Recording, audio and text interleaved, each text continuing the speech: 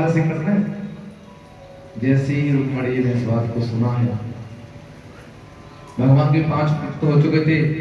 आजकल की धर्मपत्नी होती तो अगर ठिकाने लगा देती, लेकिन भगवान देख रहे हैं क्रोध नहीं आया है। रुक्मणी जी को क्रोध नहीं आया, मूर्छित होकर के जमीन पे गिर पड़ी है। आज रुक्मणी जी मूर्छित हो गई, क्रोध तो फिर भी नहीं आया। मेरे कन्हैया ने 4 भुजाएं धारण कर ली, 2 भुजाओं से उठाया है और 2 भुजाओं से पंखा कर रहे हैं। बोलो भक्त वत्सल भगवान की। ताली बजाने में कंजूसी करते हो। तो गोविंद हर समय जीव की परीक्षा लेता है कि ये मेरे लायक है कि नहीं। 1 घंटे बाद रुक्मणी को होश आया, देखा तो मेरे गोपाल की आंखों से आंसू आ रहे हैं।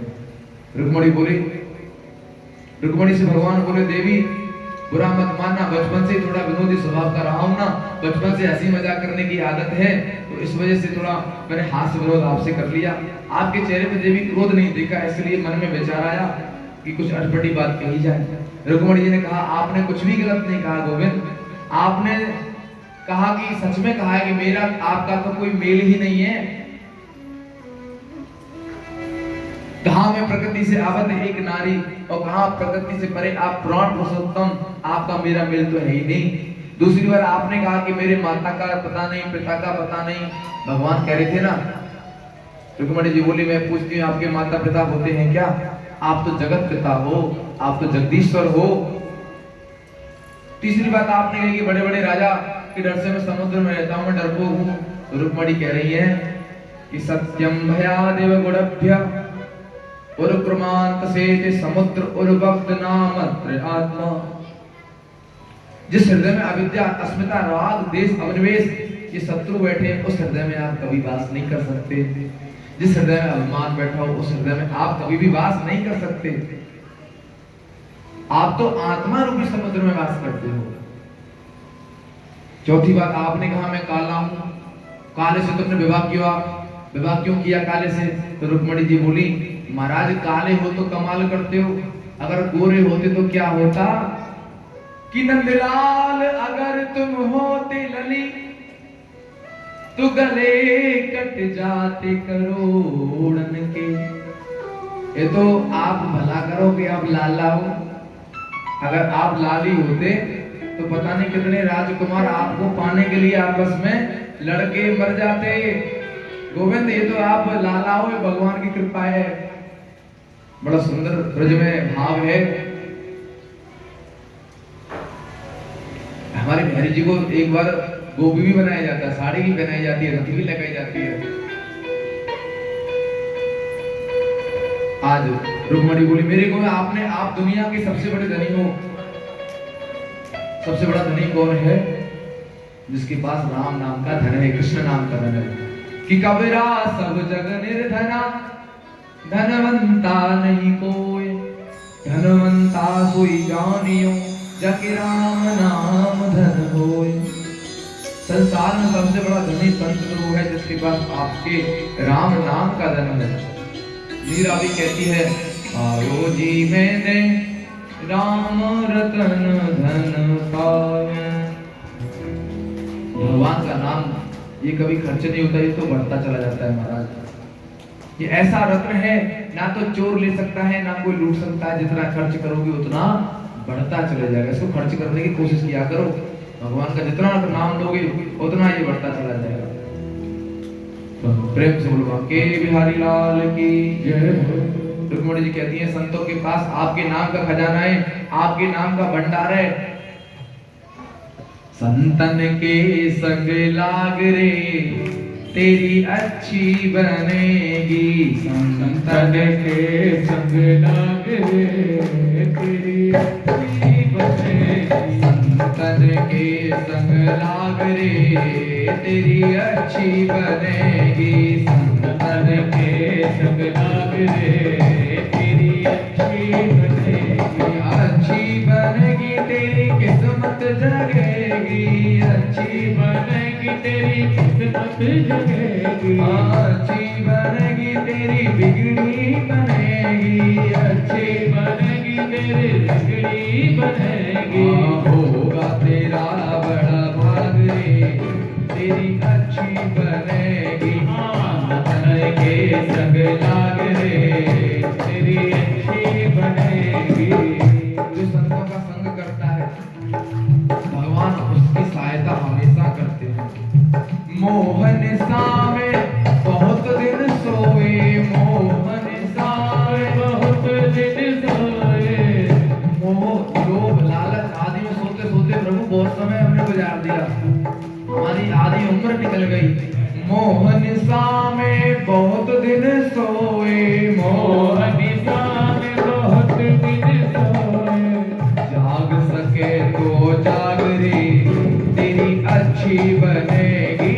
जाग सके तो जाग रे तेरी अच्छी बनेगी। संतन के संग लाग रे तेरी अच्छी बनेगी। संतन के संग लाग रे तेरी अच्छी बनेगी। सुत वित नारी तीन आशाएं, सुत वित नारी तीन आशाएं। सुत माने बेटा, वित माने पैसा और नारी। सुत वित नारी तीन आशाएं, सुत वित नारी तीन आशाएं। त्याग सके तो त्याग रे तेरी अच्छी बनेगी। संतन के संग लाग रे तेरी अच्छी। जो संतों का संग करता है, राक्षस था विभीषण, राक्षस कुल में था, लेकिन भगवान का सानिध्य पाके वो भी वंदनीय हो गए। कौवा भी अगर हंसों के साथ रहने लगे तो उसकी आदत में बदलाव आता है। कागा से तो ये हंस बनावे, कागा से तो ये हंस बनावे, हंस बनावे तो ये हंस बनावे, हंस बनावे तो ये हंस बनावे। मिट जाए उर की दाग रे तेरी अच्छी बनेगी। संतन के संग लाग रे तेरी अच्छी बनेगी। अच्छी बनेगी तेरी बिगड़ी बनेगी, अच्छी बनेगी तेरी बिगड़ी बनेगी। होगा तेरा बड़ा हाथ रे तेरी अच्छी बनेगी। संतन के संग लाग रे तेरी अच्छी बनेगी। संतन के संग लाग रे अच्छी बनेगी। आज गोविंद ने कहा देवी इन्हीं बातों का तो परिणाम है कि मेरे हृदय में तुम्हारे प्रति अद्भुत प्रेम है। सुनकर रुक्मिणी जी के मन को परम आनंद की अनुभूति हुई, प्रसन्नता हुई महाराज। आचार्य सुखदेव कहते हैं परीक्षित भगवान के पोते हैं अनिरुद्ध जी, उनके दो विवाह हुए। एक विवाह तो रुक्मी की पोती के संग हुआ और दूसरा विवाह बाणासुर की जो पुत्री है उषा के संग हुआ। बाणासुर को पुत्री ने उषा ने स्वप्न में प्रद्युम्न नंदन अनिरुद्ध जी को देख लिया। परिणाम ये हुआ कि अपनी सहेली चित्रलेखा जो बड़ी योगिनी थी उससे कहा कि रात्रि में ही द्वारका गई, सोते हुए कृष्ण के पुत्र अनिरुद्ध को चुरा लाई। भगवान को नारद जी द्वारा पता चला, बाणासुर को बोले हमारा पुत्र हमें लौटा दो, तो बाणासुर से भगवान का युद्ध छिड़ गया। शंकर जी सहायता के लिए आ गए। परिणाम ये हुआ कि श्री कृष्ण भगवान और शंकर भगवान में भी युद्ध छिड़ गया। अंत में सबने भगवान से प्रार्थना की, बाणासुर की पुत्री का अनिरुद्ध जी से विवाह करके वापस द्वारका भेज दिया। आचार्य सुखदेव कहते हैं, सुखदेव जी कहते हैं विचित्र बात तुमको बताना चाहता हूँ कि आज मेरे कृष्ण की पुत्र की उम्र 50 वर्ष है, कृष्ण के पुत्र जो अनिरुद्ध हैं उनकी उम्र 25 वर्ष है, लेकिन कन्हैया 15 साल के ही दिखते हैं। सबको कृष्ण 15 साल के दिखते हैं, छोटे से ही दिखते हैं। क्यों? उन्होंने वो कलाती थे जिनके हाथ में जिनके काल स्वयं बस में है, वो 15 साल के ही दिखते हैं। श्री राघवेंद्र सरकार ने 13,000 वर्षों तक भूमि पर शासन किया, लेकिन भागवत में वर्णन आता है कि भगवान रामचंद्र की उम्र 13,000 वर्ष होने पर भी देखने में 15 साल के लगते थे। भगवान पर काल का असर नहीं होता है। भगवान कलातीत हैं, काल से परे हैं। कभी 16 वर्ष के भगवान नहीं होते, 15 वर्ष के दिखाई देते हैं। आज नारद जी का पदार्पण होता है कि देख के तो भगवान के 16,108 विवाह हुए हैं, और प्रभु रहते कैसे हैं उनके साथ, 16,108 के साथ कैसे रहते हैं। तो नारद जी ने देखा कि 16,108 भवनों में कृष्ण अलग अलग रूप में दिखाई दे रहे हैं। भगवान का जो महल है उसमें 16,108 कक्ष हैं, और 16,108 कक्ष में भगवान अपनी 16,108 पत्नियों के साथ अलग अलग रूप में विराजमान हैं। भवन में अंदर जाते हैं 16,108 बन जाते हैं, भवन से बाहर निकलते हैं तो एक बन के निकलते हैं।